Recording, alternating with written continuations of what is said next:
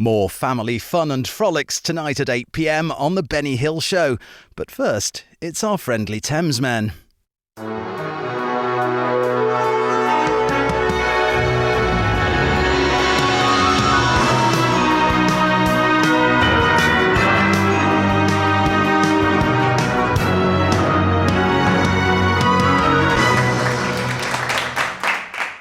Hello! George, how are you? I am good. Hello, I'm George. I'm in Los Angeles. Hi, I'm Alex and I am in San Francisco, and welcome to the Thamesmen, the light reaction stroke podcast, kind of old rambly-bambly kind of, reaction. Rambly-bambly? Yeah, that should be a t-shirt range, shouldn't it? We could do that, could we? The Rambly-Bambly Boys. Oh my God, not the Rambly-Bambly Boys. No, that sounds like a real bad kind of, faked, oh no, not Hey, no one buys our t-shirts anyway, so what's it matter? We could just put it up there onto a Spreadshirt or whatever. We could have the Rambly-Bambly Boys and off we go. Oh God, the Rambly-Bambly Boys is like a really failed, the 5 really overweight guys that go and dance at a bride's party or something. What? You pay them to come and dance at the bride's party, do you? Yeah. Like look, it's the Rambly-Bambly Boys. Yeah. 3 eyes between them and 4 cocks. 2 teeth. The toothbrush was invented in Ohio. I'm not going to fall for this because when it was it invented in Ohio? Why was it invented in Ohio? Because if it was invented anywhere else, it'd be called the teeth brush. Oh, hello everyone. Well, you have found us at a very special time. Hello, Canada, shall we say? Hello, Canada. Hello, Canada. I hope you're feeling good, and watch out for moose. They do a lot of damage. Someone had to get a moose reference in real quick, didn't you? When they test cars, they do the moose test up in Canada, or on some cars. Moose test is when you're driving along at 50 miles an hour and you've got to swerve around something quickly. And then the car rolls over. Yeah, exactly. Yeah, that is called the moose test.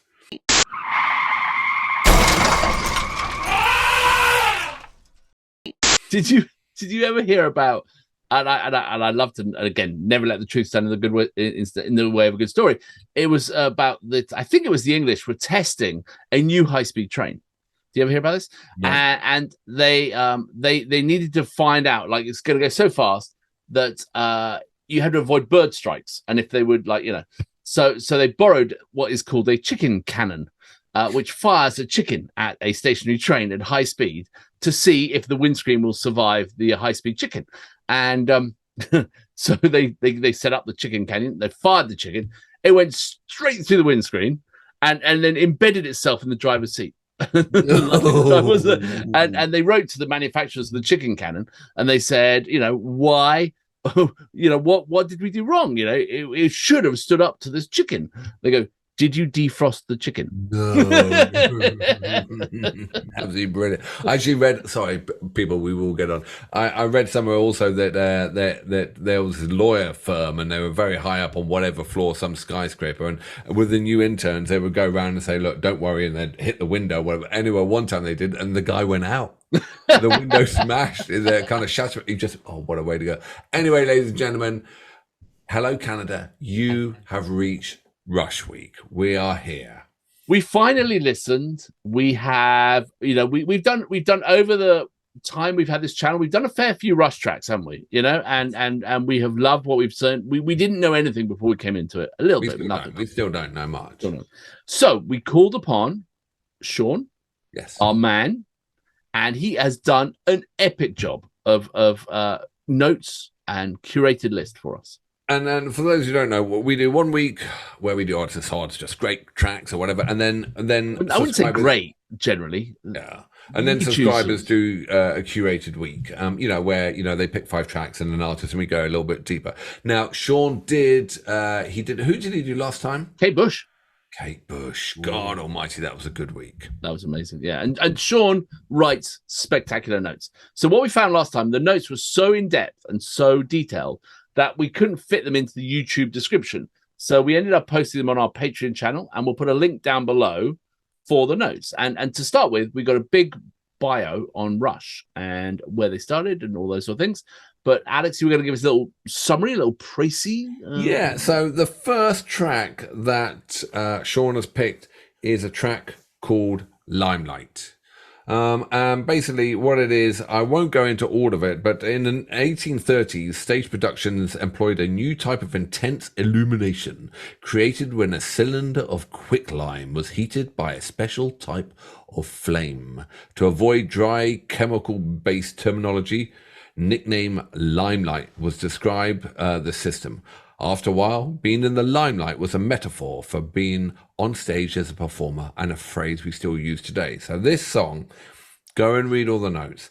Basically, as the band got more and more famous, everyone had a good time and everyone got used to it. But the old drummer, Neil, Grumpy Nuts, couldn't handle it. Oh, really?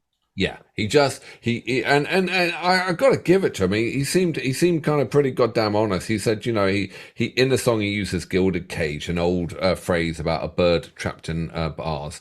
But basically he said, he notes that he doesn't have the tact to deal with the role he's found himself in.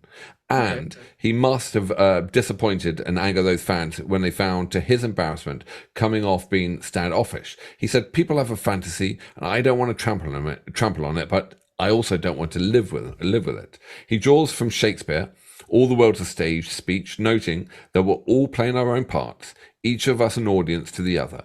Rush uses the same metaphor for the title of their double live album, All the World's a Stage. So basically, he's saying that, he found it very hypocritical that that people think they know him and run up for a photograph. He couldn't smile for it. He just didn't like it. And he never got to grips with it. And this is basically his song, about being in the limelight and how hard it was. And he never adjusted. At least he was, I think he's honest about it. Yeah. Now, I also just want to quickly jump in because this is the first day one of Rush Week. Just a little overview of the sort of Rush. And like they had a 41-year career.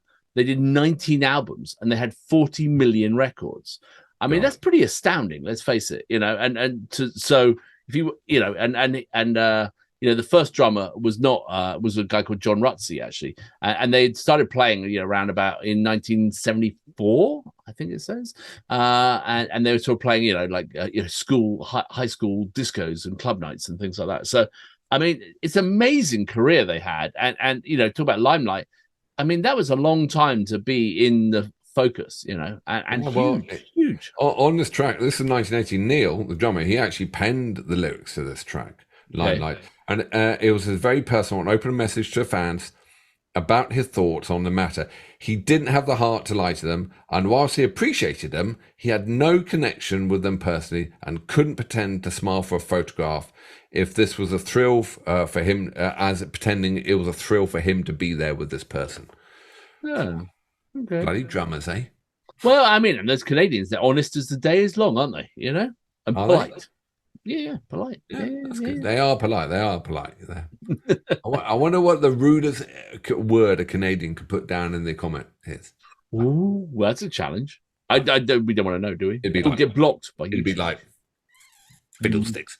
Sorry, fiddlesticks. All right, let's do this. Right, let's hear this track. Limelight. Yeah, and turn on the closed captions if we can, if we want to see the lyrics along the video. I don't know if we can do that. I don't know if it rips through, huh? I don't know. Well, we can always add them later, can't we? So yeah. I know how to do that. So.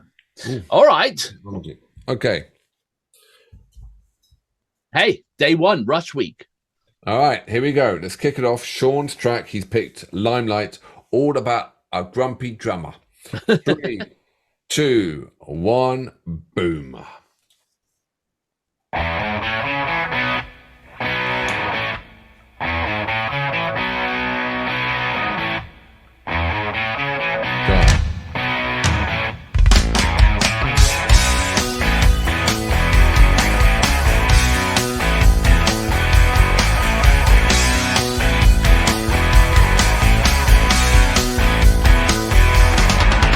Living on a lighted stage, approaching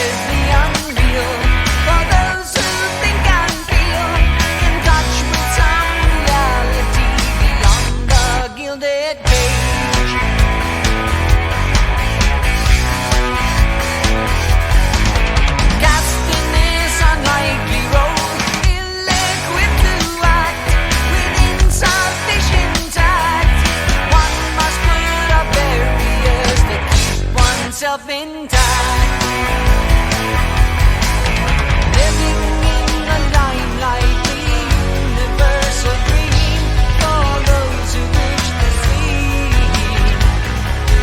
Those who wish to be must put aside the alienation. Get on with the fascination, the real relation, the underlying key.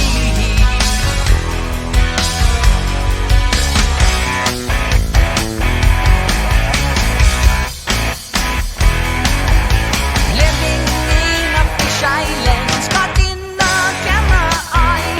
I have no heart to lie. I can't pretend a stranger is a long-awaited friend.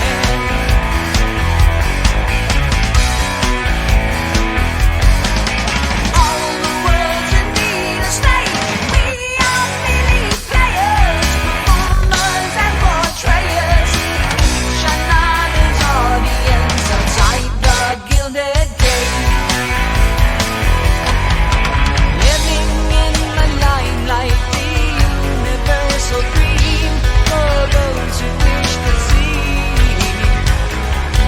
Those who wish to be must put aside the alienation. Get on with the fascination, the real relation, the underlying key.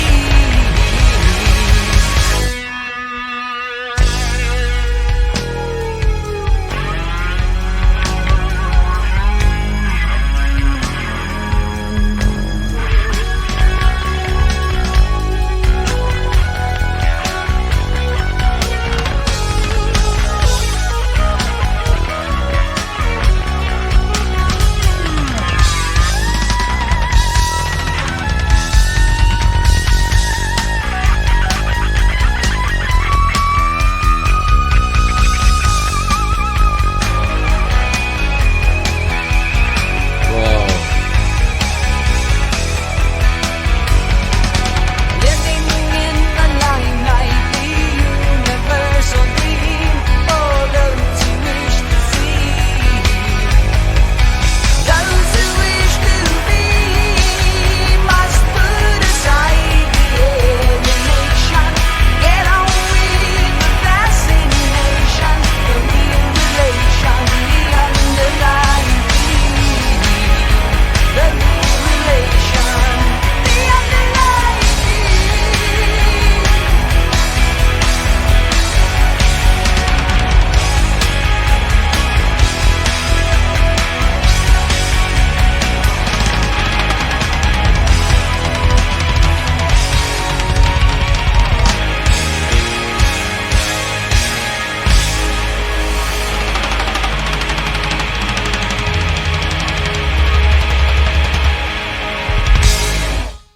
Whoa, whoa. That was great. I like that track. I really, because that's like, we've done quite a lot of Rush tracks, and I like that one because it's kind of very accessible. It's a good way to start the week, I think. I got so locked into those drums.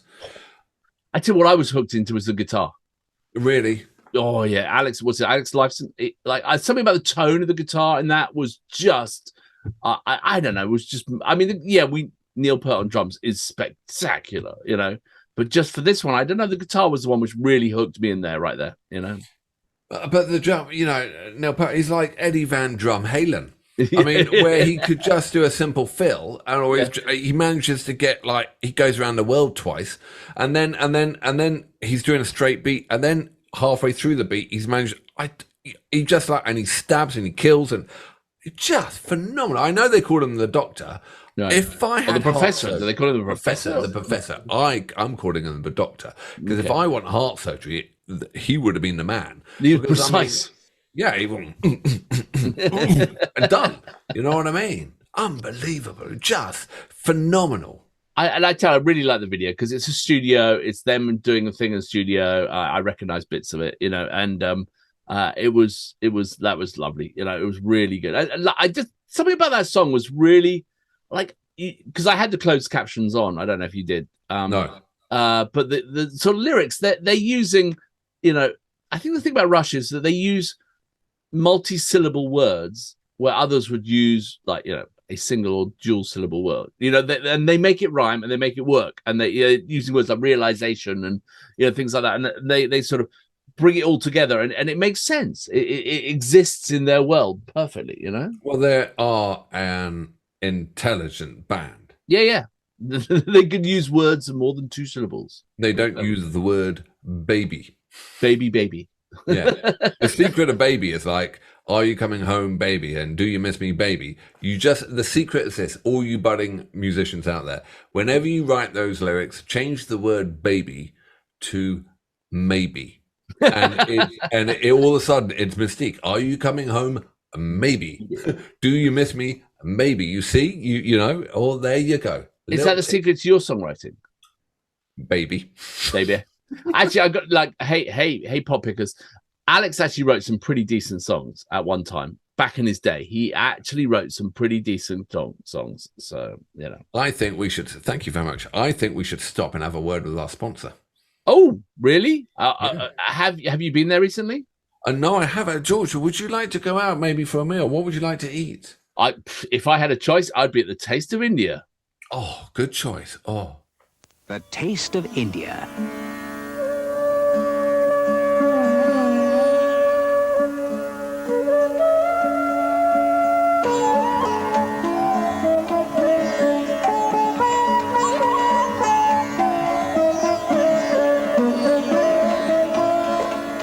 Experience the taste of India.